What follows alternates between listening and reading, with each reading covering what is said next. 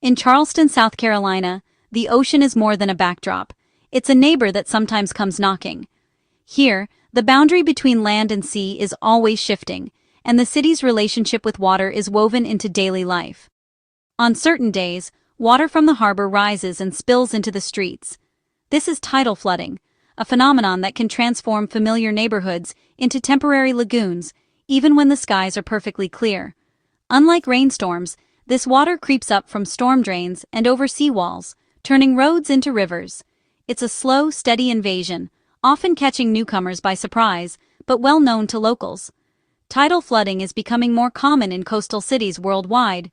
From Miami to Mumbai, communities are seeing the ocean reach further inland, challenging the way people live and work. It's not caused by storms, but by the predictable pull of the moon and sun on the ocean. These cosmic forces, invisible but powerful, orchestrate the tides that shape coastal life. When these forces align, they create exceptionally high tides, sometimes called king tides, that can push water well beyond its usual limits. For Charleston, built on a low-lying peninsula, these tides can disrupt daily life, covering roads, surrounding buildings, and making commutes difficult. Even a routine trip to work or school can become an adventure. On October 10, 2025, Charleston braced for a king tide, one of the highest tides in years. The city watched as water levels climbed, knowing that the ocean's visit would be especially dramatic. City officials and weather forecasters had warned residents to prepare. News bulletins and alerts reminded everyone to stay vigilant and take precautions. Barricades and pumps were ready, and people checked tide charts, planning their day around the water's arrival. Businesses adjusted hours, and families made backup plans for getting around. For many, this was a familiar routine, a dance between city and sea. Residents have learned to move with the tides, adapting their routines and expectations. The king tide would test Charleston's defenses and the patience of its people. Sandbags, pumps, and barriers stood as the city's front line, but nature always has the final say. Residents adapted, adjusting commutes and routines to meet the challenge. Some waded through water, others found new routes, and everyone kept an eye on the rising tide. The day would highlight both the risks of living by the water and the resilience of a community that knows how to face them. Neighbors helped each other, sharing advice and lending a hand where needed. In Charleston, living with the ocean means being ready for its visits, expected or not. Preparation is a way of life, and every high tide is a reminder of the city's unique connection to the sea. The city and its people have learned to adapt, side by side with the sea. In Charleston, the ocean is always close, sometimes a threat, always a presence, and forever a part of the city's story. What exactly is a king tide? You may have heard the term before, but what does it really mean for coastal communities like Charleston? It's the highest tide of the year, occurring when the sun, moon, and earth are perfectly aligned. This rare alignment amplifies the gravitational forces that pull on our oceans. Tides themselves are caused by the gravitational pull of both the moon and the sun, making the ocean rise and fall in a steady rhythm every day.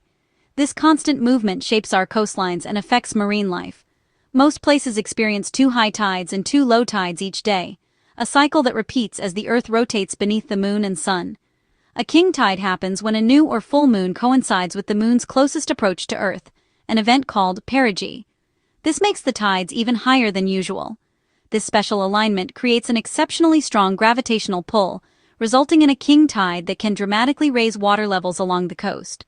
On its own, a king tide can cause minor flooding in low-lying areas, especially in places where the land is just barely above sea level. But when a king tide combines with coastal storms or heavy rainfall, the effects can be much worse, leading to more severe flooding and property damage. In October 2025, Charleston faced both a king tide and a coastal storm, pushing even more water inland and overwhelming drainage systems. The result: significant flooding, with water covering streets, parks, and neighborhoods that are usually dry and safe from the sea. For Charleston, a king tide is more than just a high water mark. It's a preview of what higher sea levels could bring in the future as our climate changes. Understanding king tides helps residents prepare for their very real, very wet consequences, and encourages communities to plan for resilience. It's a natural event with the power to disrupt daily life, close businesses, and challenge city infrastructure. And it's a powerful reminder of the changing relationship between city and sea, a relationship that will shape Charleston's future for generations to come. Charleston is defined by water, sitting on a peninsula between the Ashley and Cooper rivers, flowing into the Atlantic. This geography made Charleston a vital port, but also leaves it vulnerable to flooding, especially downtown. Many iconic neighborhoods are just a few feet above sea level, built on filled marshland that floods first. The city's old drainage system struggles when the harbor rises higher than the streets. On October 10th, low-lying areas were the first to flood as the king tide arrived. The National Weather Service predicted a tide of 8.5 feet, one of the highest ever recorded. Roads closed, neighborhoods were cut off, and Thursday's smaller flood was just a preview. Charleston's waterways are both its beauty and its challenge. By 11 a.m. Friday, the king tide took over downtown Charleston. Harbor water, swollen by a coastal storm, surged into storm drains and over seawalls. Streets vanished under shimmering water, especially in low-lying spots like South Market Street and Lockwood Drive. Major roads became impassable, and cars left on low ground sat in water up to their hubcaps. Horse-drawn carriages rerouted, and parks along the waterfront turned into temporary lakes. The city fell quiet, with traffic stalled and water lapping at buildings. At the flood's peak, large parts of downtown were off-limits for about an hour. Pedestrians waded through knee-deep water or took long detours. Then, as the tide receded, streets slowly reappeared, leaving behind a salty, muddy residue. The morning's high water was a powerful reminder of nature's force, and for Charleston, it was another lesson in living with the sea. For Charleston commuters, the king tide turned a normal morning into a maze of flooded streets and detours. Drivers found their usual routes blocked, forced onto crowded, unfamiliar roads. Kailin Sullivan's 30-minute commute doubled as she navigated rising water and traffic jams. Every puddle was a potential hazard, hiding deep holes or car-damaging debris. Major arteries like I-26 and the Ashley River bridges were jammed, and public buses rerouted. Many commuters waited on higher ground or delayed their trips until the water receded. Tide charts and real-time road apps became essential tools. For some, working from home was the safest option. This daily dance with the tides is now part of Charleston life. Residents have learned to adapt, planning around the water's unpredictable visits. The king tide is a test of patience, flexibility, and local know-how. For downtown businesses, king tides mean more than just wet streets. These high waters bring a wave of uncertainty and challenge to the heart of Charleston's economy. They mean lost customers, interrupted deliveries, and routines thrown into disarray. For many shop owners, every king tide is a test of endurance and adaptability. Shop owners in flood-prone areas have learned to prepare. Often with little warning, they spring into action at the first sign of rising water. Metal barriers are set up, sandbags are stacked at doorways, and merchandise is quickly moved to higher shelves to keep it safe from the encroaching water. On the morning of the flood, many businesses stayed closed or opened late, waiting anxiously for the water to recede and hoping for minimal damage. Some watched from their windows as the water slowly drained away, knowing that every hour lost meant lost revenue. The usually bustling City Market area was eerily quiet, its historic walkways empty, except for the sound of water lapping at the stones. With tourists and locals staying away, the city's vibrant energy seemed to pause, replaced by a tense stillness. For some, it was a forced pause in the rhythm of commerce, a moment to reflect, regroup, and hope for better weather. But Charleston's business community is resilient, drawing on years of experience and a deep sense of community. As the water drained away, people returned, neighbors checked in on each other, and shopkeepers swept out the last puddles. Soon, shops filled with customers eager to get back out, supporting their favorite local businesses and restoring the city's familiar buzz. Amy Looney, a local shop owner, saw her store fill up as soon as the streets cleared, grateful for the community's loyalty and support. The post-flood surge brought optimism for a busy weekend, as both locals and visitors returned with renewed enthusiasm.